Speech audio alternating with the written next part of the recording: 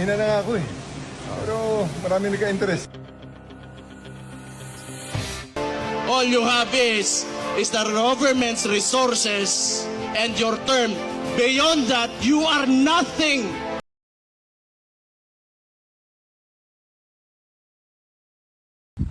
About Mayor Baste. Kasi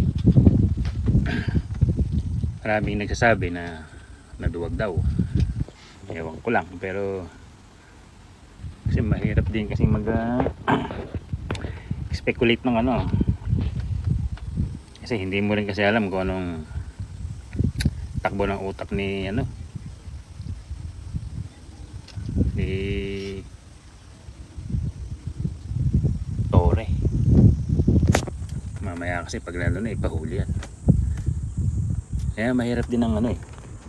Itong sa to lang si Baste, hindi naman yan naduwag.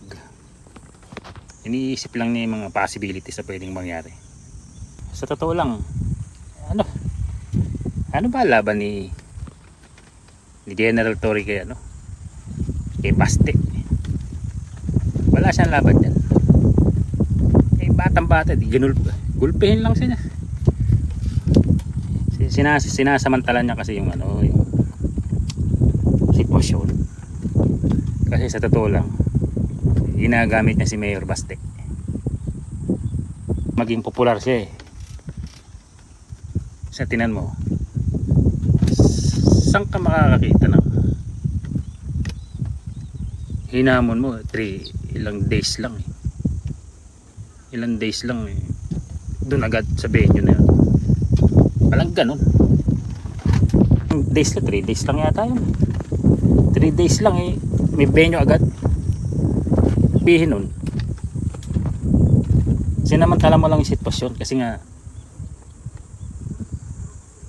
meron ka talagang ano na charity works. May charity works talaga kayong gagawin. Kaya magaling ang utak. Magaling. General talaga. Kaya tama lang yung ginawa ni Mayor Baste. Umuwalis muna siya. Sa klase kasi itong yun ang style ng ano eh, ni General Torre. Yan mo, talaga meron siyang charity event. Sinamantala niya yung sitwasyon. Walang ganun na 3 days lang kaya niyang ayusin yun. Medyo parang nadiin si Mayor Baste na yun. Parang tipong duwag talaga. Pero ito lang, ginamit din niya yung utak niya. Sa akin sa sarili kong opinion. Dahil tinan mo, bawat salita ni Mayor Baste inaabangan lang yun. Pansinin nyo, General Torre nakatutok kay Mayor Baste. Ang Senate at saka Congress nakatutok kay Sara. Ang DOJ si Remulla Brothers nakatutok yan kay Digong dun sa dahig. Talagang binabantayan nila eh kung anong gagawin eh. Ikaw ba naman PNP chief ka eh, papasinin mo yan. Talagang paano nga, yung popularity mo kasi medyo mababa eh. Kaya bagay, uhaw nga sa ano, uhaw sa popularity. Isa sa opinion ko kasi lahat naman ng tao may kayabangan, di ba? Mayabang rin si Torre, yun lang yun. Ano lang nangyari, nagyabangan silang dalawa, isang mayor dahil Pilipino pa rin ang talo dyan pagdating ng dulo. Yun ang kasi unang-una may kanya-kanya silang lugar.